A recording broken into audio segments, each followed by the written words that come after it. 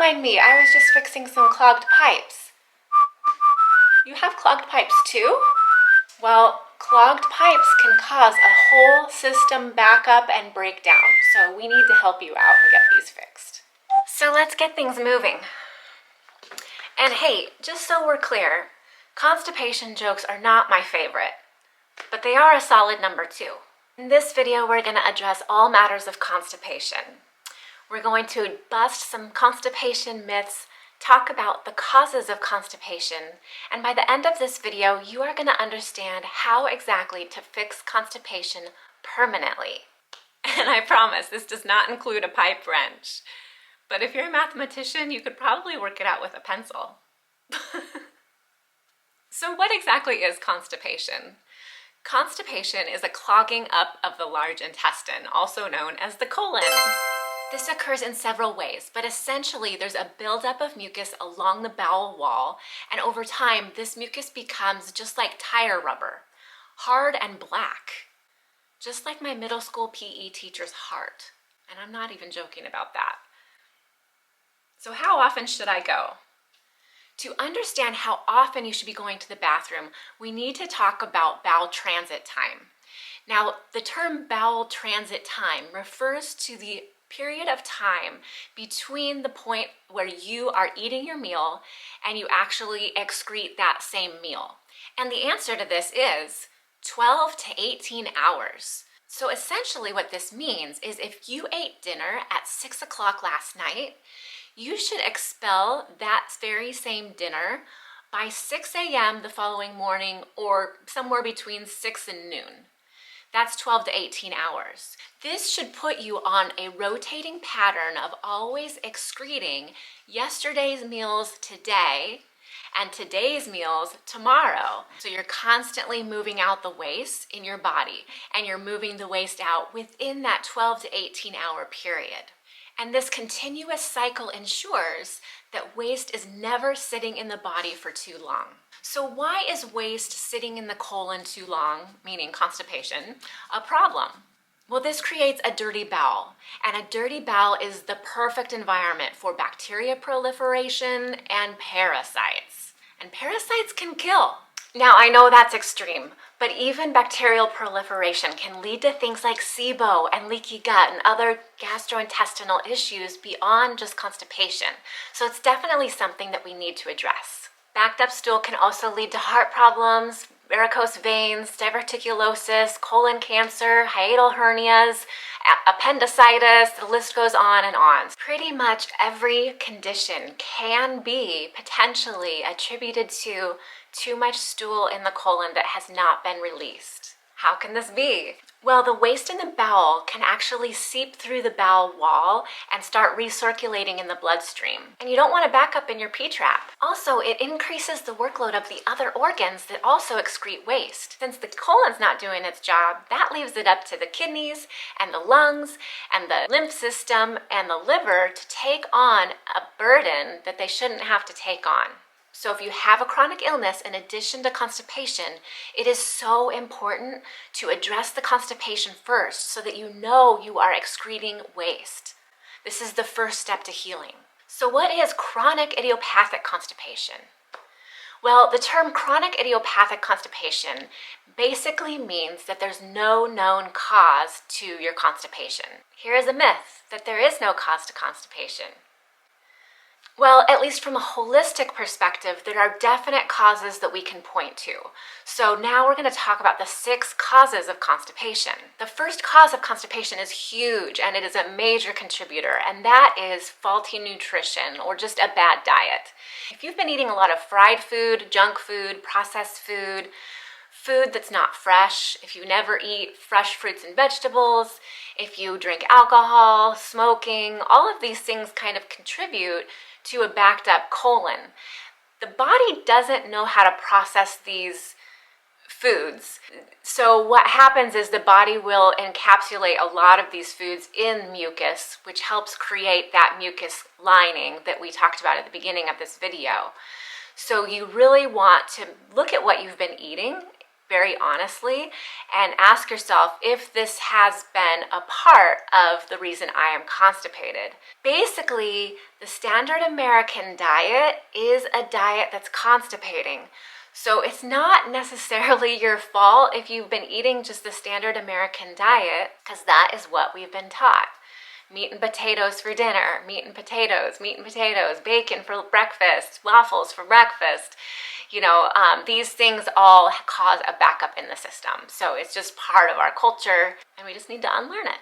Cause number 2 is ignoring the call to eliminate. If you feel the urge to eliminate, but for some reason you can't get to a bathroom or won't go to the bathroom, this is a major cause of constipation. Your body's giving you the signal to do something, and if you push that signal down, the body will stop sending that signal.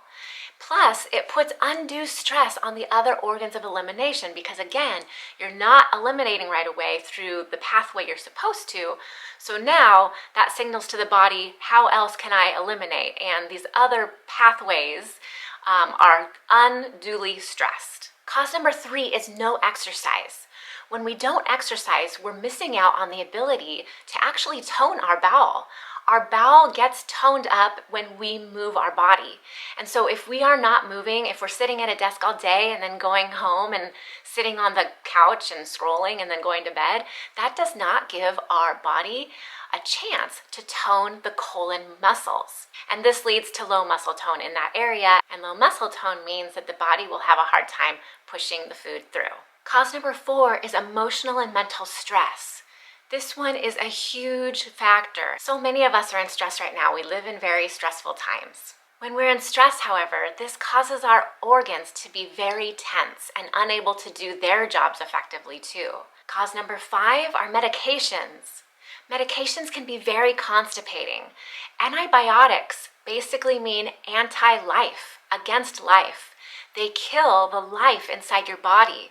And the life inside your body is the good bacteria in your gut. The good bacteria in the gut helps with all kinds of things, and there's a major connection between the gut and the brain.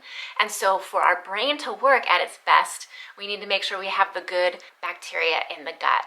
So when we take antibiotics, we're killing the life in our body. And so that repercussion can actually extend years after taking an antibiotic prescription. And over-the-counter laxatives irritate the bowel. They actually contain chemicals within them that can actually get into the lymph system and circulate through the body and cause other kinds of issues, including addiction.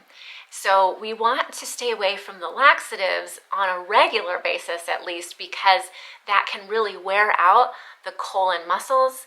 And if the colon muscles are worn out, then they can't really do their job. So over-the-counter laxatives do nothing to restore the natural process of defecation. And that is the process we're trying to build up for you. Cause number 6 is not drinking enough water. Most people do not drink enough water. The standard is half your body weight in fluid ounces. So if you weigh 160 pounds, you want to try to get 80 ounces per day. Not drinking enough water causes the body tissues and the fluids to become dry and thick. And we need water to lubricate the intestinal tract so the food can get through. Well, we've just addressed the 6 causes of constipation. So to permanently fix constipation, we need to reverse engineer each of those 6 causes. Cause number 1, faulty nutrition. What we need to do is we need to optimize our nutrition by eating God's food. God's food is the food that grows from the earth. Think fruits, vegetables, nuts, and seeds. These are the foods we are meant to eat, and these are foods that are non-constipating. When we eat these foods, our body regenerates, our body starts to heal, and our body is able to move these foods through the digestive tract within that very short 12 to 18 hour window. Cause number 2, not going when you need to go. Heed the call to eliminate. Always heed the call. When you feel the urge to eliminate, find a way to get to a bathroom. This is super important so that you can start training your body. Hey, when you give me the signal, I will listen. And then you can have a more positive feedback loop in the area of defecation. Number 3 is exercise. Get out and exercise every day. Even a 20-minute walk is great for the digestive tract. Even better if you can ensure an erect posture while you exercise so that you're toning the abdominal muscles. This is important. So whatever exercise you like to do, whether it's just a simple walk around the block, or whether you like to run, or whether you like to bike, if you have a nice strong posture when you do these activities, then you're going the extra mile with regards to toning your abdominal and your digestive muscles. Number 4 is stress. We need to manage the stress. Managing stress is just so important for every single physical ailment, whether it's constipation or anything else. We cannot heal our bodies when we have ongoing stress.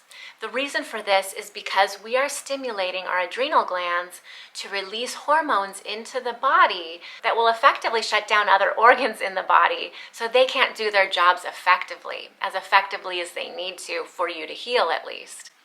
So taking time every day to relax is so important when you have constipation, and certainly if you have any other chronic illness, it's 100% the first thing that needs to happen is a relaxation practice. So find your favorite way to relax. Number 5 is medications. Try if you can to eliminate over-the-counter medicine use. Seek out natural ways to heal certain things like headaches or constipation in the short term. These are things that can be done without over-the-counter medication use. And if you're on prescription drugs, make sure you're in constant communication with your doctor about how that's going, and maybe even express a desire to reduce the amount of medication that you take with the ultimate goal of coming off. A good doctor will partner with you in this goal and help you do that. Number 6 is hydration. Make sure to drink water. As I mentioned before, half of your body weight in fluid ounces is the guideline. Water is so important for all of the chemical reactions within our body, but with constipation, it is so vital. Without enough water, your stool is abnormally dry, and the drier it is, the harder it is to pass through. If you want more natural health advice that's fun and easy to understand, subscribe today and experience the fun of natural health. God's food.